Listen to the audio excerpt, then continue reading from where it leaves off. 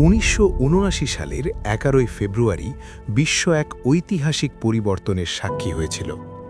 শাহ মোহাম্মদ রেজা পাহলভীর ২৫০০ বছরের পুরনো রাজতন্ত্রের পতন ঘটিয়ে ইরানে প্রতিষ্ঠিত হয় ইসলামী প্রজাতন্ত্র। কিন্তু এই বিপ্লব কি হঠাৎ ঘটেছিল? না, এর পেছনে ছিল দীর্ঘদিনের পুঞ্জীভূত জনরোষ। শাহের স্বৈরাচারী শাসন, বিতর্কিত পাশ্চাত্যকরণ নীতি এবং লাগামহীন অর্থনৈতিক বৈষম্য সাধারণ মানুষকে ক্ষুব্ধ করে তোলে। সাওয়াক বাহিনীর দমন পীড়ন সেই আগুনে ঘি ঢালে। নির্বাসিত নেতা আয়াতুল্লাহ খোমেনির ক্যাসেটবন্দি ভাষণ তখন হয়ে ওঠে বিপ্লবের মূল রসদ। ১৯৭৮ সালের অভিশপ্ত শুক্রবারের রক্তপাত আন্দোলনকে গণ অভ্যুত্থানে রূপ দেয়।